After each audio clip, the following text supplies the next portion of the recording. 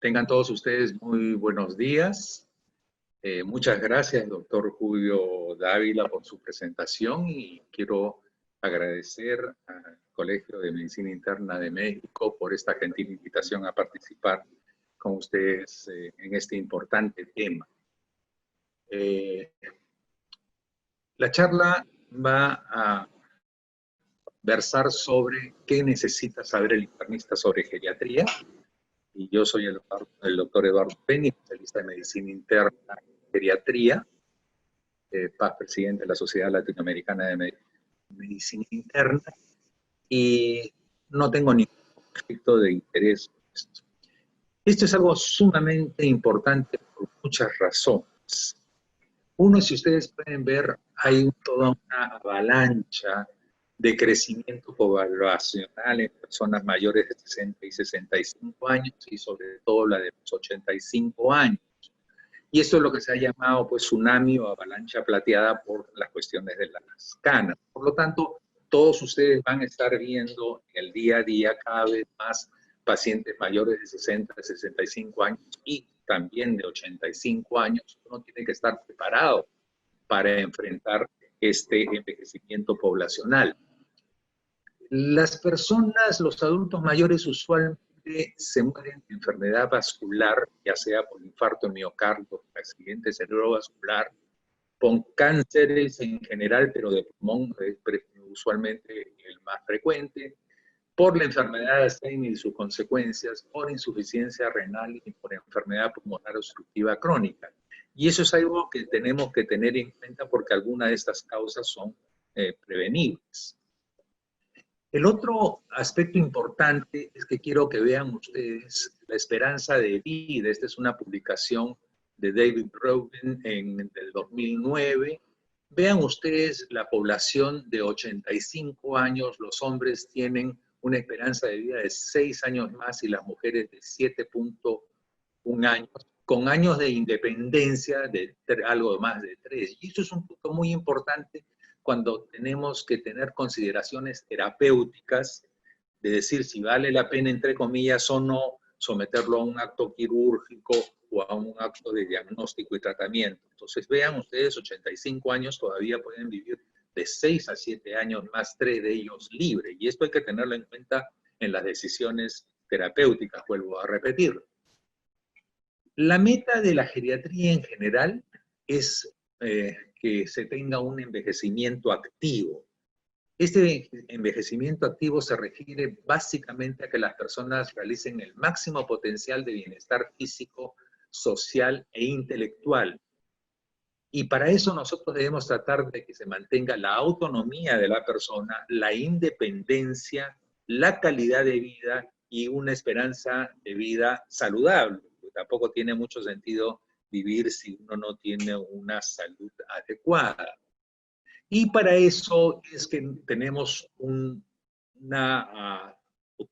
concepto filosófico que es el comprimir la enfermedad, y a eso se llama compresión de la mortalidad, que es básicamente pasar todo lo que sea enfermedad y discapacidad a un corto periodo de tiempo al final de la vida.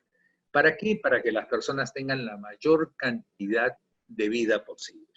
Estos son los principios que rige a la geriatría, básicamente, la independencia de las personas, la compresión de la enfermedad y la mejor calidad de vida posible. La geriatría es una rama de la medicina interna y no debemos olvidar eso porque de ahí procedemos usualmente los geriatras. Esto hay que tener en cuenta que tanto los médicos generalistas y los internistas tienen que conocer sobre geriatría por las razones antes expuestas y sobre todo tienen que conocer qué pasa durante el envejecimiento natural y toda la patología que usualmente se asocia a esta edad. La atención de la salud del adulto mayor debe ser no solamente curativa o paliativa, sino es muy importante que sea preventiva y rehabilitadora. Ese es el contexto global en que debemos estar. Hay que entender que es una especialidad médica multidisciplinaria, donde necesitamos apoyo de diferentes áreas. Necesitamos áreas de psicología, áreas de sociología, el área financiera muchas veces para ayudarlos a planificar sus vidas, y también como de otras áreas como son la cardiología, la neurología. La diferencia entre la geriatría y la gerontología es que la gerontología es mucho más global y se ocupa de los aspectos del envejecimiento en general. A la geriatría también se le ha llamado gerontología médica o gerontología clínica, pero cuando ustedes escuchan la palabra gerontología va más allá de lo que es la medicina del adulto mayor. Tenemos que tener una serie de competencias conocidas para la formación del médico en general. Ellos deben tener una capacitación para el autocuidado de las personas mayores, sobre todo para que mantengan activas sus llamadas actividades de la vida diaria, conocer de los desórdenes cognitivos y conductuales de las personas, ver el tema de caídas, que es muy frecuente y con una alta morbimortalidad, el equilibrio y los desórdenes posturales en que enfrentan. Indudablemente la presentación atípica de la enfermedad puede ser una de las principales características clínicas. También el manejo de la medicación de forma adecuada, cuidados paliativos, cuidados hospitalarios y el planeamiento y promoción del cuidado de la salud. Esto es lo mínimo que deberíamos enseñar nosotros al médico general en nuestras facultades de medicina, para que ellos cuando salgan ya de médicos tengan conocimiento básico de esto, que es sumamente importante. Hay que entender que el envejecimiento es un proceso natural cuya característica principal es la disminución de las reservas funcionales. O sea, la reserva funcional se refiere a ese ahorro que tenemos nosotros, y el envejecimiento va produciendo una pérdida de ese ahorro. Entonces, cuando nos enfrentamos a cualquier tipo de estrés, no tenemos esa capacidad para enfrentar ese estrés, algo nuevo para nosotros. En pocas palabras, se nos está terminando o se nos acabó el ahorro en este caso. Y durante el envejecimiento se producen una serie de cambios, principalmente en la composición corporal, y esto hay que entenderlo bien. Hay una disminución del agua corporal total, por eso es que se deshidratan fácilmente. Hay una expansión del comportamiento graso, y este comportamiento graso se expande con la disminución muscular, que es lo que hay que tener en cuenta. Y también se produce, además de esta disminución de la masa muscular, una masa ósea. Se producen también cambios estructurales proteicos a nivel molecular. También todo esto trae como consecuencia cambios anatomofisiológicos que serían muy dificultosos revisar ahora por la extensión, y también se producen cambios inmunológicos que son los llamados inflammaging, o sea, una inflamación crónica de bajo grado que altera pues toda la inmunidad de las personas, y que ahora lo estamos viendo nosotros con la mayor morbilidad y mortalidad que se está presentando frente a la pandemia mundial del COVID. ¿Qué características ofrece el envejecimiento? Primero es, todos vamos o todos estamos envejeciendo, entonces es universal. Hasta este momento es un proceso irreversible y predecible. O sea, no es que uno retrocede en el tiempo. Existe esa posibilidad, hay buenas perspectivas a futuro de algunos fármacos y algunas medidas que pudiera ser irreversible o bajar la velocidad de deterioro, que normalmente es progresivo y de desarrollo lineal, con una velocidad variable del deterioro individual. O sea, no todas las personas envejecemos con la misma velocidad. Entonces ustedes van a ver personas de 80 años, unos que están muertos, otros que están acabados física y mentalmente, y otros que están como personas de 50, 60 años. Entonces esa es una velocidad variable que tiene que ver con muchas cosas, con la genética y también con la calidad de vida que se haya tenido, con la presencia o no de algunas enfermedades crónicas, si se están controladas o no. La principal característica es la capacidad limitada de reserva funcional, y eso es clave en el entendimiento, como les había mencionado. Hay una disminución funcional de origen interno, o sea, los sistemas y órganos van apagando sus funciones, van consumiendo sus funciones. Hay un deterioro diferente entre órganos y sistemas. Hay algunas personas que envejecen más la parte cerebral, otros la parte pulmonar, otros la parte renal, otros la parte cardíaca. Entonces, no es un envejecimiento parejo y hay una susceptibilidad patológica incrementada, que quiere decir que son personas que son mucho más susceptibles a enfermarse con diferentes enfermedades, tanto agudas como crónicas, como enfermedades infecciosas y no infecciosas. Entonces, el estado general de un adulto mayor está relacionado a la cantidad de problemas físicos, a la cantidad de problemas médicos, a los problemas psicológicos, a los problemas sociales y a los problemas económicos que él pueda tener. Entonces hay que verlo en una forma muy integral. Usualmente nosotros nos quedamos en la parte física y médica, desconociendo la parte psicológica, social y económica, pero es un todo. Hay que verlo holísticamente al adulto mayor. Nunca se olviden de eso, es sumamente importante. Nosotros consideramos diferentes fenotipos de adultos mayores. Aquellos que son básicamente sanos o robustos, aquellos que tienen procesos mórbidos controlados, hipertensos, dislipidémicos, diabéticos, pero que están perfectamente controlados. Aquellos que tienen esas enfermedades, pero que no están controlados, y ese grupo forma parte de los llamados prefrágiles. Después tenemos el grupo de los frágiles, que son personas muy vulnerables, y el último grupo son aquellos que están en enfermedades terminales o con demencias avanzadas. Esto es bien importante y a tener en cuenta, y ustedes deben catalogar al final de la consulta al fenotipo de paciente que ustedes están evaluando.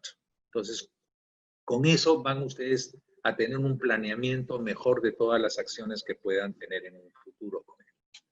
Hay que tener en cuenta que conforme vamos envejeciendo, hay una relación con las enfermedades y hay enfermedades que se relacionan con el envejecimiento con mayor frecuencia, por ejemplo, con la demencia de Alzheimer, lo cual no significa que no puedan haber personas más jóvenes con demencias de Alzheimer de tipo genético, pero lo usual es que a mayor edad, mayor posibilidad de demencia de Alzheimer. Hay otras enfermedades que dependen de la edad, básicamente, exponencialmente con la edad, y eso se ve con algunos cánceres, por ejemplo, en el hombre con cáncer de próstata. Tanto así que si nosotros llegáramos a los 120 años de vida, que es el potencial nuestro, los hombres probablemente todos tendríamos cáncer de próstata. Es un problema tan frecuente que ha llevado en alguna forma a decir, oye, ¿para qué vamos a descartar cáncer de próstata si al final de cuentas lo van a tener? Esas son consideraciones personales epidemiológicas que son bastante discutibles, por cierto. Después tenemos desórdenes asociados a los cambios intrínsecos que van acompañando el envejecimiento, y acá tenemos la artrosis. Es frecuente la artrosis de cualquier tipo de articulación conforme van pasando los años. Y hay unas enfermedades que son enfermedades comunes, pero que ocurren después de décadas o de varios años de iniciado el proceso. Y eso es lo que se produce, por ejemplo, cuando nosotros vemos hipertensión arterial, diabetes mellitus, enfermedad pulmonar obstructiva crónica. El proceso ha comenzado probablemente 10 o más años antes de que nosotros hagamos el diagnóstico. Entonces aquí es muy importante la prevención, aquí es muy importante la labor del médico que atiende en atención primaria y también los médicos internistas para tratar de detectar a tiempo o para tratar de prevenir estas enfermedades que son causa de un problema muy serio cuando ellos llegan a los 60 o más años de edad. Hay que tener en cuenta algunos datos que son importantes. Por ejemplo, cuando hay una disminución funcional abrupta, hay que pensar de que hay una enfermedad de por medio, muchas veces de tipo infeccioso, o es un efecto indeseado de un medicamento. Entonces, uno tiene que preguntar a la familia o al paciente si ha comenzado a tomar un medicamento o ha aumentado la dosis de ese medicamento, y no decir que necesariamente es una enfermedad la que está produciendo este cambio abrupto.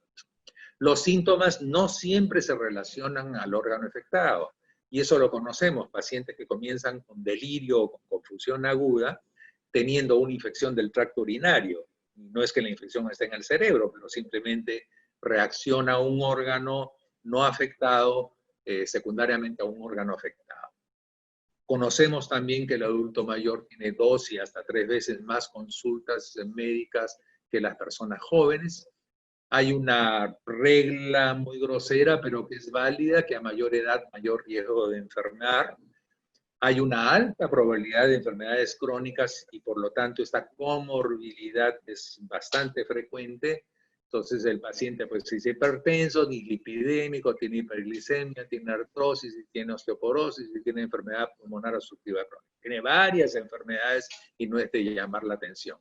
Y lo otro importante es que hay causas múltiples de un solo síntoma. Entonces, una sola presentación, por ejemplo, como puede ser caídas, puede estar significando que el paciente es hipertenso, que el paciente es dislipidémico, que el paciente está comenzando con un estado de demencia o que tiene una infección. Entonces, acá nosotros tendemos en geriatría a englobarlos todos bajo los llamados síndromes geriátricos, que son las cosas más comunes clínicas, que corresponden muchísimas veces a múltiples causas. Y esto es importante tenerlo en cuenta porque nosotros en medicina interna usualmente adaptamos la ley de la unidad clínica. Un síntoma, una enfermedad, un síntoma. En este caso, una enfermedad puede tener varias formas de presentación y varias formas de orígenes. Las hospitalizaciones son frecuentes, por lo tanto los procedimientos que uno haga son frecuentes. Las rehospitalizaciones también son frecuentes. Hay una elevada mortalidad, lo cual conlleva una polifarmacia y acordarse de que los medicamentos también tienen una serie de efectos negativos que dan síntomas y esto hay que tener en cuenta. Nunca duden de dar un medicamento cuando lo necesita el paciente, pero si el paciente no lo necesita, realmente no le den nada extra porque lo único que van a causar es problemas de interacciones medicamentosas o de reacciones adversas negativas. Un síntoma de alarma, acuérdense, puede ser la confusión aguda o delirio, las caídas, las incontinencias, personas que de repente están bien y el paciente se comienza a miccionar o a defecar, la familia los llama, eso es un síntoma de alarma, algo está pasando, y también cuando hay presencia de síncopes o pérdidas de conocimiento bruscas. ¿Qué características tiene la enfermedad en la tercera edad? La frecuencia de enfermedades, y eso lo denominamos polipatía, los cuadros clínicos suelen usualmente ser atípicos, pueden ser típicos, ojo, pero con gran frecuencia son atípicos. Las causas etiológicas múltiples, hay una insuficiencia orgánica múltiple, y esto hay que tener en cuenta porque es una cadena en que entra el paciente de deterioro cuando se inicia un problema. El diagnóstico suele ser retardado y ese es un problema porque el daño se va produciendo y muchas veces el diagnóstico es retardado por diversos motivos, a veces por el mismo paciente que no le da importancia a estos síntomas o a la familia que creen que son parte del envejecimiento o del vamos a esperar que pase. Y esto pues nos produce un deterioro rápido sin un tratamiento adecuado. Otra cosa importante es el diagnóstico diferencial, el cual es distinto en el joven que en el adulto mayor. Si una persona joven tiene un cuadro respiratorio agudo o febril, yo voy a pensar, por ejemplo, que puede tener una neumonía, su segundo diagnóstico de neumonía, el tercer diagnóstico de neumonía y en Latinoamérica, obviamente, tuberculosis pulmonar.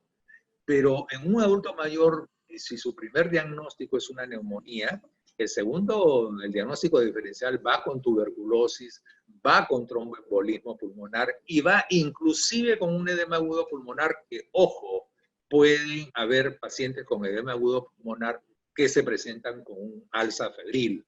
Ojo, pues hay que tener en cuenta todos estos factores. Entonces, como ven ustedes, el diagnóstico diferencial es distinto y por lo tanto la mente tiene que estar abierta de todos ustedes y tienen que evaluar una serie de aspectos. Nunca se cierre un diagnóstico. Piensen, para mí lo clave es, si no es esta enfermedad, ¿qué otra cosa podría ser? Porque eso los obliga a ustedes a investigar. Esperen que hayan complicaciones. ¿Por qué? Porque las complicaciones secundarias son frecuentes. Y si ustedes esperan que el paciente presente una complicación, ustedes van a poder detectarla tempranamente y van a poder controlarla tempranamente. Hay que entender también que la convalecencia es prolongada, que no se recuperan tan rápido como cuando se recupera la persona joven, por ejemplo, de una neumonía. Una persona de 15, 20 años hace una neumonía y probablemente a las 2 semanas esté jugando un partido de fútbol. Las personas mayores van a pasar 4 a 6 semanas antes de que puedan sentirse mejor.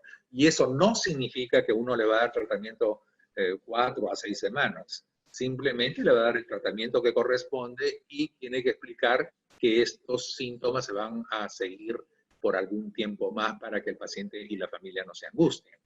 Y hay que acordarse, vuelvo a repetirles, de la presencia de los síndromes clínicos por fármacos. Los fármacos pueden producir una serie de efectos colaterales y pueden construir una especie de síndrome, una especie de enfermedad. Por lo tanto, es importante que ustedes conozcan cada medicamento que ustedes den, qué síntomas puede producir para que uno pueda tener en cuenta esto. Vean ustedes, los adultos mayores con frecuencia, la mitad de ellos tienen pues varias condiciones, la mitad son hipertensos, tienen artritis o artrosis con frecuencia, enfermedad cardíaca, diabetes, depresión, etcétera, etcétera. Hay una serie de dificultades en el diagnóstico por los problemas de recolección de datos, del historial médico previo, por las falsas presunciones que tenga, las limitaciones semiológicas que tenemos nosotros en la evaluación y la limitación de procedimientos y muchas veces también la subestimación de los signos vitales, ¿no? Una frecuencia respiratoria más alta debe hacernos inducir que el paciente puede tener un problema respiratorio o un problema cardíaco.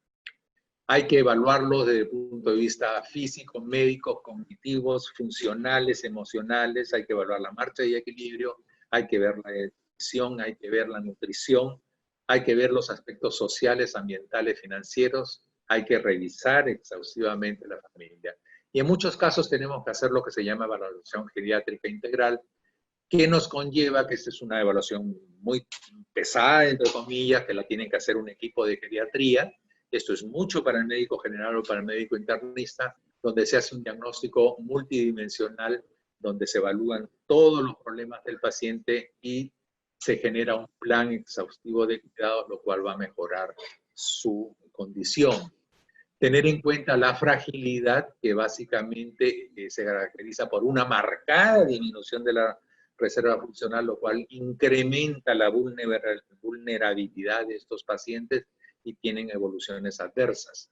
Vean ustedes cómo la fragilidad se asocia a un mayor riesgo de muerte y también a una serie de problemas como disminución de la calidad de vida, discapacidad, caídas, institucionalización, consumo de recursos.